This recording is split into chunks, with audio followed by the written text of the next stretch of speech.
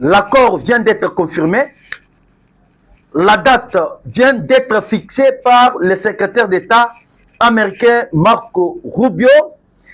Qu'est-ce qui se passe, mes chers amis, mes chers compatriotes congolais? Le chef d'état-major général de l'armée angolaise, déjà en République démocratique du Congo, Makam Ekomi accéléré. Makam Ekomi accéléré, mes chers amis, mes chers Congolais. Mbote, Nabaïnion surtout bazui, Libaku, Malamu, Yakolanda Biso, na chaîne Oyo Yabino, ya des tata et de maman, Congolais de père et de mère. À chaque fois et à tout moment, Toya Kanalomba, on peut tout partager. Nabino et Boya Bake, Moka Elali, Ndengenini, et la Mouki, Ndengenini, Touchi Wap, et Tozali Wap, et Tozali Kokende Wap. Bandeko, il y a des tata et des mamans.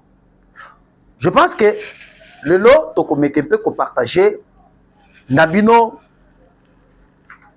3 sujets à l'ordre du jour. Yaliboso, Toko Lak Sabino, et Bokoeba, Mukolo Oyo, Ezali Mena fixé pour un accord qui sera signé aux États-Unis d'Amérique. Makam Oyo, le secrétaire d'État américain, Marco Rubio Koloba, et Yami Balé Bokoeba par rapport à l'arrivée, il y a chef d'état-major général, il y a armée angolaise, Nakacha Congo, na Congo aïe Kosalanine. Et déjà aussi la société de M. Eric Prince, déjà à la porte de la RDC. Hein? Kabila Akolela. Nanga Akolela. Nanou Balélité et cette fois-ci Akolela. 7000 jeunes Congolais. Nouvellement recrutés par l'armée. Na Katanga. Baouti aussi se paye formation na bango. Mambo baso belé. Ndenge bandeko nabiso bakongo balubaka. Batu lampaka ba mona pelede. Qui vivra verra. Celui qui veut la paix prépare la guerre. Alors, bandeko, awa ezali surprise inattendue pour M. Paul Kakame, pour M. Joseph Kabila et pour M. Corneille Nanga.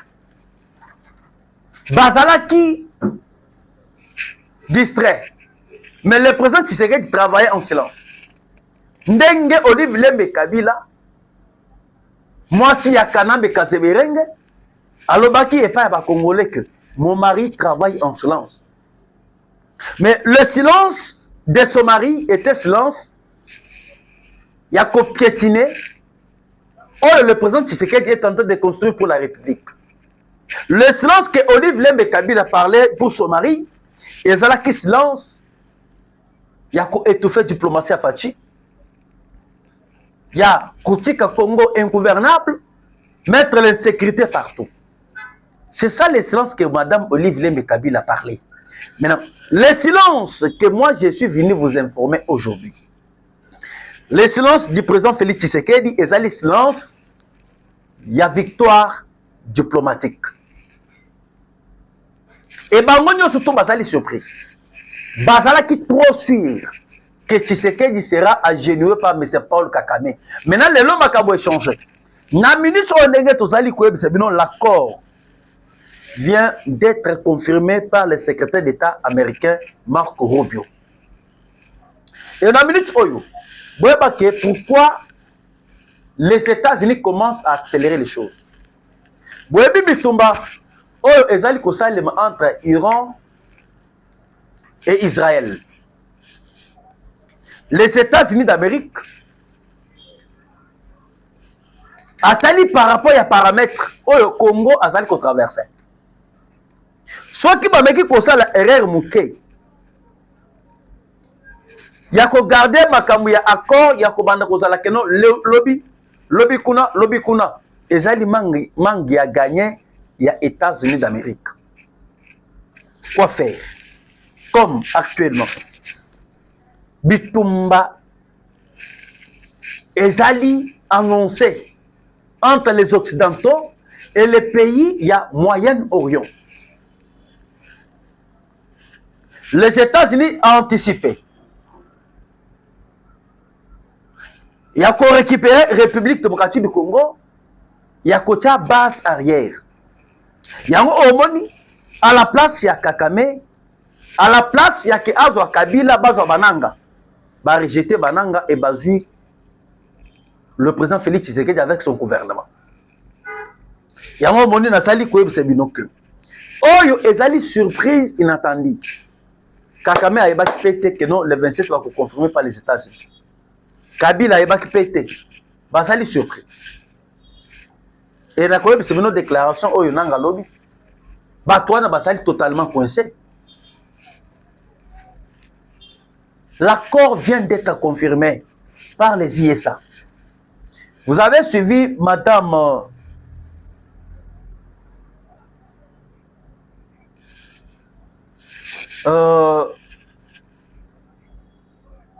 Tina Salama.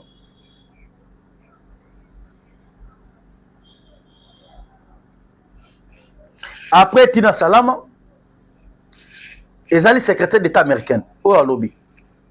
Parce qu'il y avait déjà une équipe, il y avait experts congolais, experts américains, experts rwandais. Bakutana qui déjà aux États-Unis. Na équipe où il travailler, va travailler sur cet accord. Et na koyebi c'est bino makambo oyo ebimi par rapport à l'équipe ya expert. Na makambo oyo ebimi ezali non avantage ya M23. Non avantage ya Rwanda, mais c'est l'avantage de la RDC.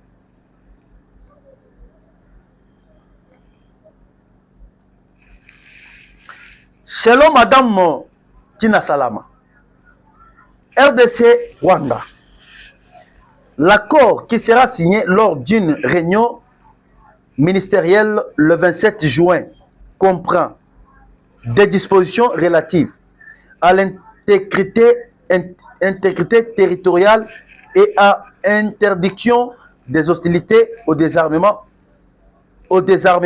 et à l'intégration conditionnelle des groupes armés non ethniques.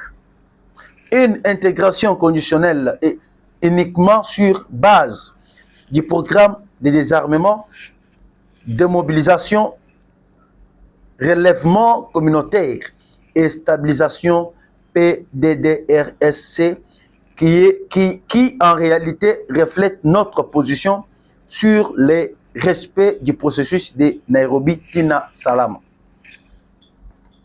Wana Tina Salama. Oya Uchikoloba.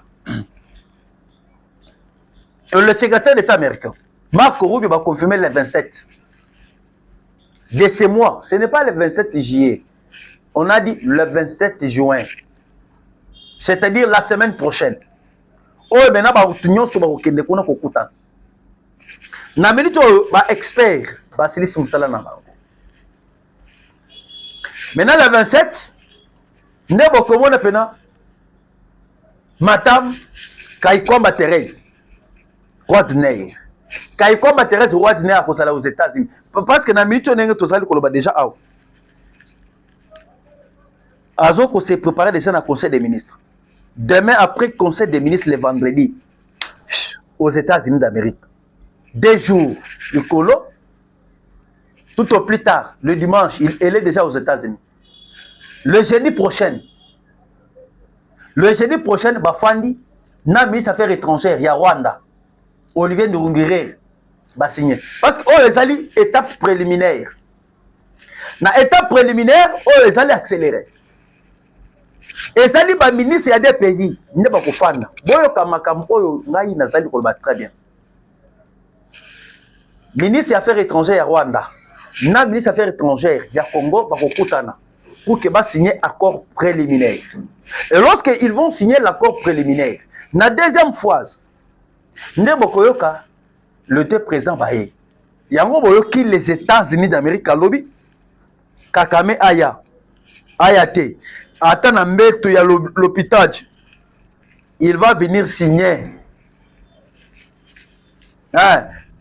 Selon le secrétaire d'État américain, lobby, ata ba lobby que non Kagame afani na mbete à l'hôpital, ya afani pena na baston.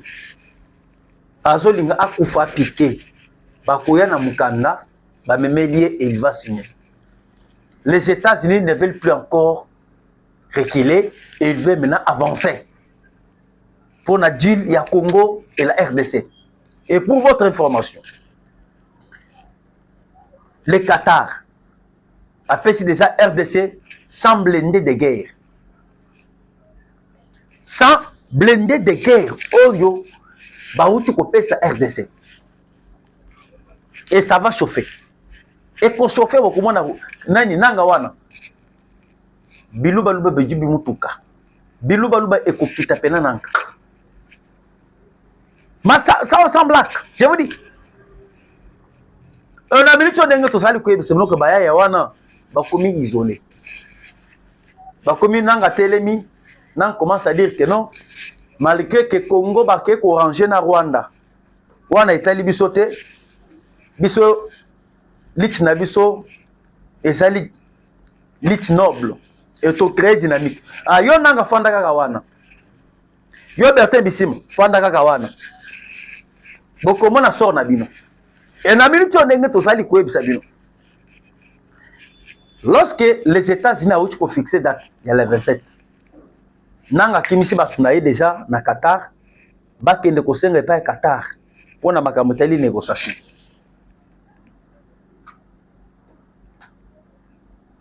Pourquoi? Parce que actuellement, selon les experts, oyo bazala ki na kati ya États-Unis basilisi musala na bango bapesi 3 étapes oyo tokoleka par rapport avant mise en action. Il y a un accord qui sera signé le 27 juin 2025. Première étape, le long a fait un papier béni, pièce contre pièce. Première étape. Et cette étape, il y a intégration non conditionnelle. Deuxième étape. Étape, il y a PDDRSC. Troisième étape. Étape du retrait du M23 dans les zones occupées. La première étape, Otobengi, intégration non conditionnelle. Qu'est-ce que cela veut dire quoi?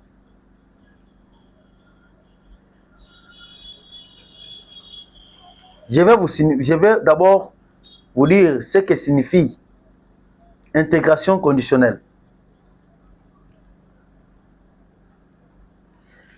Intégration conditionnelle, ça veut dire Fatia sauver Mboka sans blague.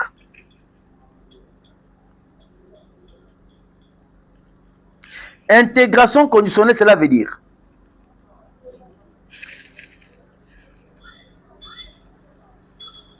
contrairement aux années de mixage anarchique, débrassage, bâcler, l'intégration conditionnelle signifie une seule chose, passer par le programme national PDDRSC. Désarmement, démobilisation, réinsertion communautaire et stabilisation. Bloqué. Intégration conditionnelle. C'est-à-dire, moyen que tokamata un officier militaire ya Rwanda, un colonel ya Rwanda toche na kati ya armée, tokocha bango te, totindi bango na PDDRSC. Wane kosali mawapi na Kenya. Pas question de mixage et brassage. Yango boyoki, lorsque annonce ya États-Unis et bimi ya date ya le 27, nanga batindi délégation na lombango na kati ya Qatar. Et lorsque bakomi na Qatar, Qatar ayebisi bango bino bozonga pe na Kenya. politique yango ekomi elenge fati beton toyebisaki bino ke tokolonga bitumba oyo e bato ebele baseka biso bato ebele bakalifie biso ya bato ase ya nzete bato wana balobaka kaka bongo solution ezwakaka te ya malonga après 30 ans de guerre Tshisekedi est venu sauver la République démocratique du Congo. Et na minute on ndenge tozali koyebisa bino bandeko balandi. Qatar azongisi délégation oyo Bertin Bisimwa nanga batindaki epa na bango. Batindi bango bakende na Kenya. Bazokende na Kenya pourquoi moni esika batindi bango na Kenya. Ezali pour na cantonnement. Désarmement. Na Kenya batindi bango na seul objectif. Va déposer Minduki. Un militaire rwandais atikali kuna. Militaire ougandais atikali kuna. Atiki Minduki nae. Militaire congolais azongi na Congo. Abani koyoko la musala ya maboko. Akoti na programme ya désarmement.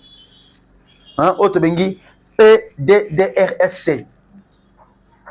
Et lorsqu'à Kota Kuna, balongo les casquettes, il y a rebelle, il devait maintenant menuiserie ou soit mécanicien. Le col à Kabila wana. Kabila kozonga kozala manso ou bien Kabila kozonga kozala mécanicien ou bien Kabila kozonga kozala mboyi manso. Alors nanga kozonga kozala nani? Wana zali candidat prisonnier. Yango boyoki na troisième condition basenge retrait à M23. Balobeli yango.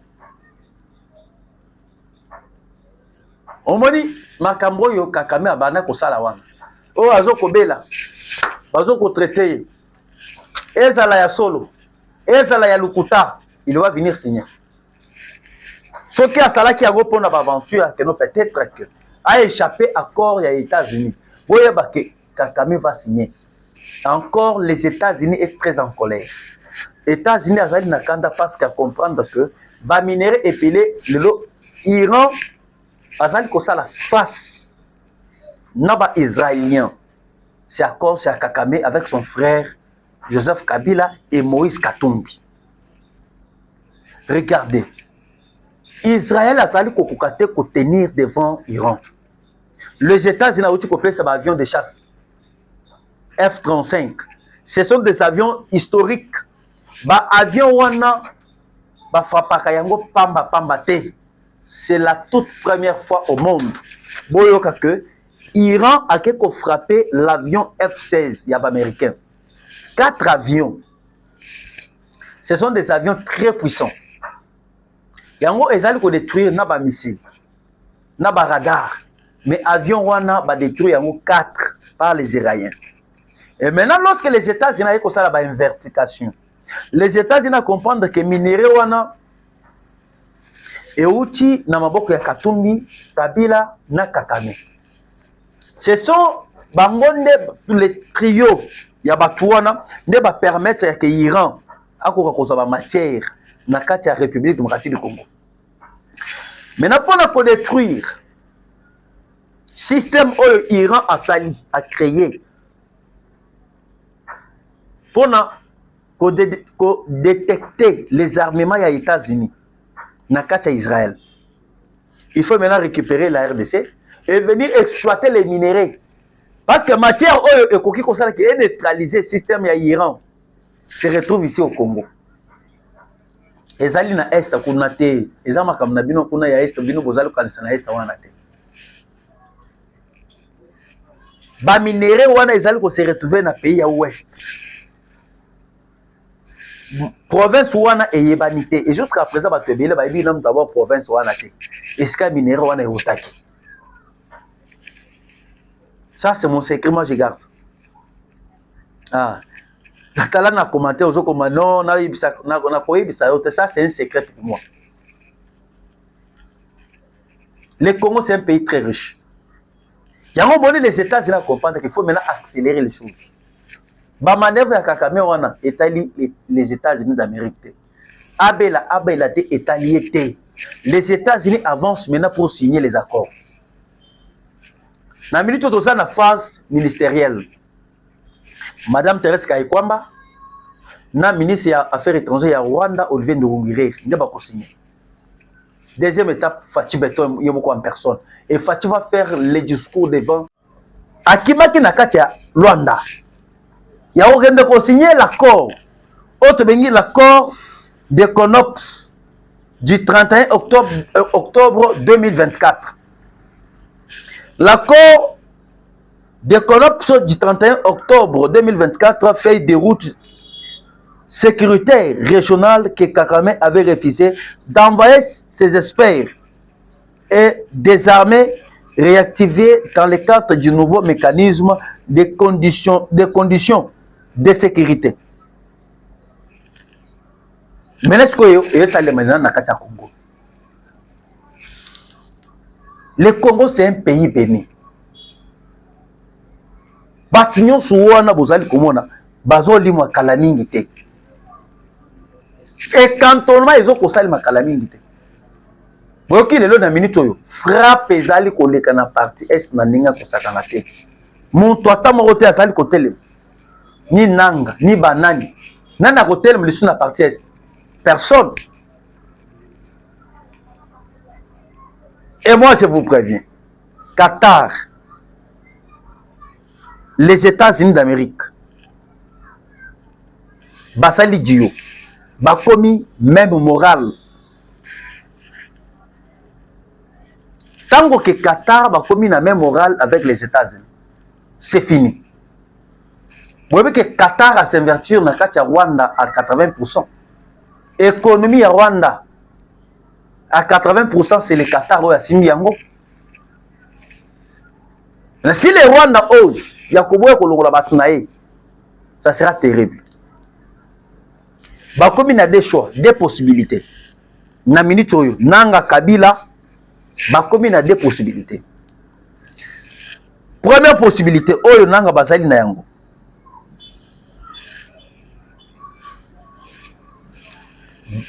Va se soumettre na maloba ya États-Unis ou soit baboy ko se soumettre bakena bango na pression.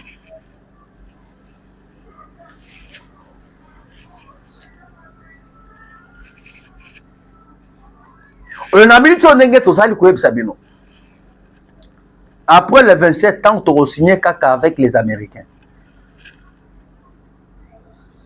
La société Black Walter de M. Eric Prince baza déjà on a kicha ça. Bazo kita aw. Parce que nous déjà na Pétacon, on a déjà mobilisé 75 jeunes congolais ba pilotes. Oh bazali bien formés. Mbango bakoya na délégation directe na société il y a Black Walter, il y a M. Eric Prince, na kati ya Congo.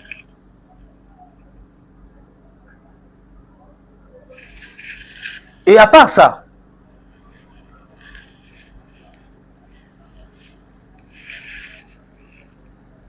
le Congo de Fachi est continue l'histoire. Que celui qui veut la paix prépare la guerre. Et Tshisekedi a déjà préparé la guerre.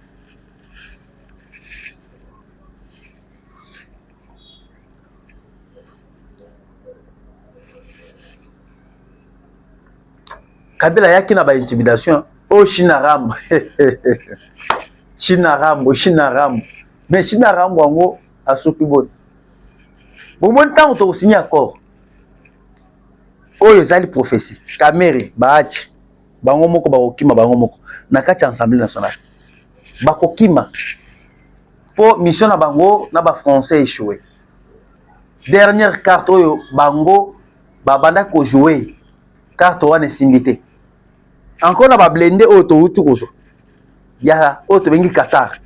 Nanya ko tele. Maintenant, actuellement, vous voyez que nous avons 7000 jeunes. Baouti aussi, il s'appelle formation dans Grand Katanga. Tala ba jeune oyo ba formé na régime Fati. Au mixage, brassage. Ezali li sous-souté. Pas question de mixage, pas question de brassage.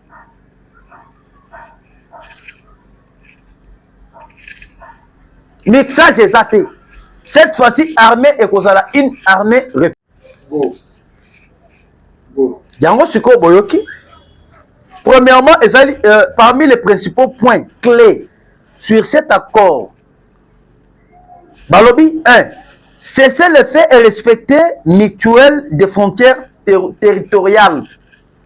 Rwanda zali na droit ya kosala pe lisusu RRT.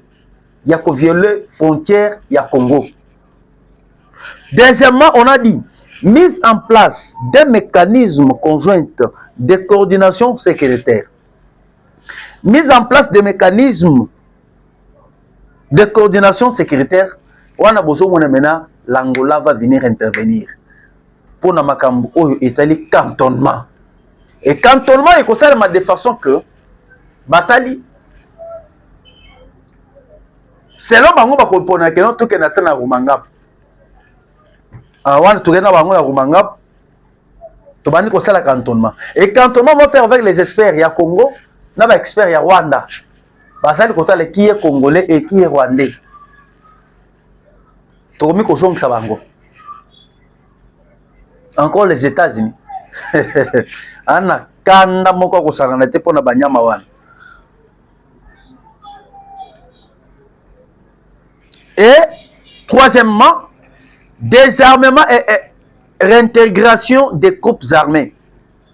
Ba désarmer bango batiki minduki, balongoli bateni. Bao bakena Kenya bakena Kenya. Ça c'est une victoire diplomatique. Bitumba babunda balonga ka bitumba kaka na minduki te. Ndenga bato ebele bazali kokanisa que non pour faire la guerre, il faut que ça la minduki tout comme son nom. Et Tshisekedi a kopesa ba présent ebele Afrique leçon. Ba politicien ebele en Afrique, Tshisekedi a kolakisa bango leçon. Leçon ke bitumba. Ba ko kanyango kaka par une voie ya guerre, par une voie ya diplomatie. Ya diplomatie. Au moins on m'a sécurité. Et quatrièmement, on a dit retour volontaire des réfugiés et accès humanitaire garanti. C'est-à-dire, ba oyo ba Rwanda ba kotaki awa ba réfugiés ba zongi na mboka na bango. Ba Ougandais ba zongi na mboka na bango. Et ba Congolais oyo ba kendaki na Uganda ba ye kozonga pe na ba leur milieu habituel. Oyo ba mesana ko vivre, pour ça là ba affaire ba zongi. Et cinquièmement, on a dit lancement des nouveaux cadres de coopération économique régionale. Après, maintenant, étape Oyo, Kinya et Koti, maintenant, le lancement, il y a une coopération régionale et zongi. Dans les pays sous région, il y a Grand Lac. Ouganda, Burundi, coopération et zongi, Dengue et Longobani. Ça, c'est une victoire. Biloko Oyo, Totikala, Komona Yangote. Mais Tomoni yango na régime, il y a le président Félix Tshisekedi. C'est ce que on a il y a la différence entre Mkolo, moi Namboka, na un étranger. Kabila Salaki na Congo pendant 18 ans. Totikala Kokota na Conseil de sécurité des Nations Unies. Totikala Kokota na makam Italie droit de l'homme. Totikala jamais aux postes clés dans l'Union africaine. Maintenant, avec le lot Félix Tshisekedi, nous sommes parmi les décideurs. Na ONI, tozali na poste à monnaie. Le lot na Conseil de sécurité des Nations Unies. Tozali na poste à monnaie comme vice-président du Conseil de sécurité des Nations Unies. Membre non permanent. C'est-à-dire, poste à Diboso, c'est la France qui gère. Deuxième poste, c'est la République démocratique du Congo qui gère. Pour moi, les pays surtout l'Afrique, Fatia Kobana ko diriger tous les pays surtout l'Afrique. Le Congo, c'est un pays poumon. C'est un poumon pour le monde. Maintenant, actuellement, leadership ya Congo ezozonga ndenge papa Simon Kimbangu alobaki. Alors actuellement pour chuter nazali ko yebisabino ke ba wazalendo ba pesi 48 heures on a retrait ya bato bazali déjà na Bukavu. Soki 48 heures eleki ba se retirer ba ko s'en charger na ba wazalendo. Merci une fois de plus 243 89 335 82 51 tokotana nabino mbalasima bye.